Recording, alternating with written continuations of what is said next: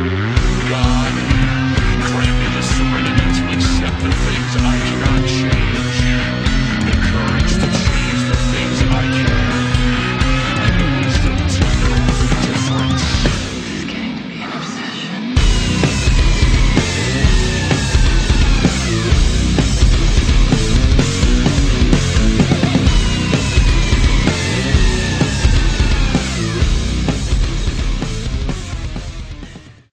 This is Sonic XS, and we're here with Edsel Dope of legendary industrial metal band Dope. How's it going, Edsel? It's going good. Legendary, I don't know.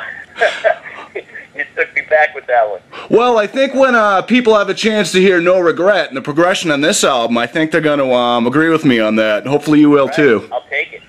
Now, so what's going on? You guys got a lot going on in the works right now.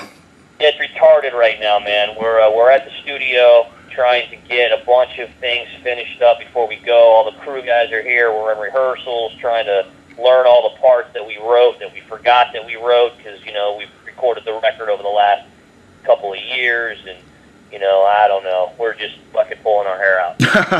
So I'm guessing you guys are having trouble time picking a set list?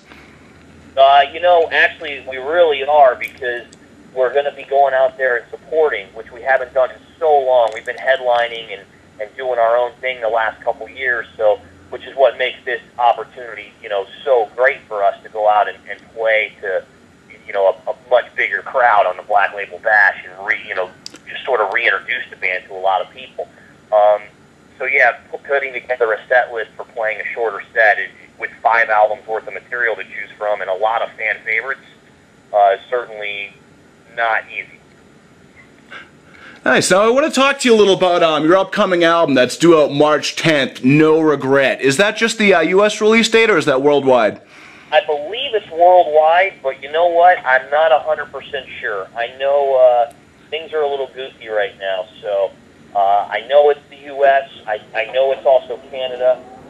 They might be waiting on Europe, because I'm not sure if they've found their partner yet.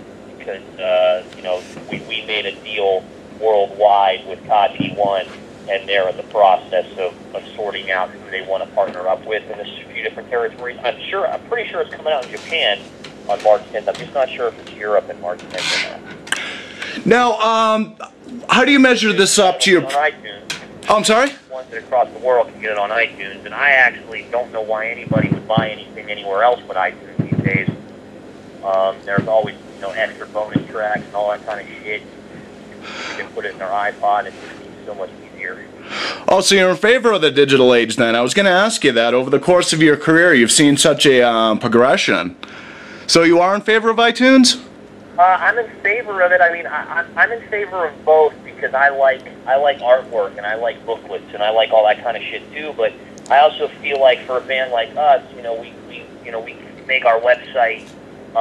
You know, we keep our website pretty interactive, and it looks nice and has all the components of the artwork on it, as well as our MySpace. So, you know, yeah, if all you're looking to do is know what's going on with the band and soak it all up, you can go to our website, you can go to our MySpace, you can buy the record on iTunes and not have to go to Best Buy and not have to, you know, have a CD that's kind of useless to a lot of people. You know, they're useful to a lot of people too.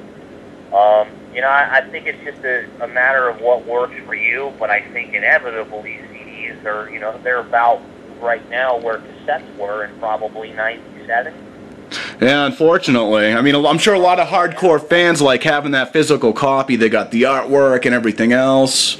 Yeah, I mean, I still miss albums, dude. Yeah, I do too. They're coming back, actually. You know, but what are you going to do? Somewhat, exactly. Now, how does No Regret measure up to your previous 4 releases? How would you compare it? You know, I think we're better. You know, number one. I think number two, you know, production is better. Our production skills are better. I think the record, you know, definitely expresses that. I think we really, you know, we really took 3 albums to figure out what we do best. You know. Our first 3 albums sort of went in 100 different places, and then the 4th album, which was American Apathy, I think we really made a record that really identified what we thought Dope did best in those first 3 records. and what we thought people really dug the most from us. So this new album, No Regrets, is pretty much, you know, the next step from American Apathy, in the sense that it certainly represents and identifies what I think people like about Dope and what we think we do best, but where we stepped it up a notch was in the musicianship and really letting our guitar player wail on this record, and the drum patterns are a lot more intricate on this one. So, you know, we gave our drummer a lot more of a challenge on this, and I just think it's a smarter record. It still has that Dope swagger, and it still has the campiness that makes us fun, you know, and makes us not take ourselves quite as seriously as maybe some other metal bands do, but it's smart. I was lucky enough to give it a couple of spins, and this is a very technical album. Very fast-paced, a lot of guitar solos in it. Yeah, you know, that was the intention. You know, I'm excited that games like Guitar Hero and bands like Dragon Force and Trivium have really pushed the envelope the last 2 years to put a much bigger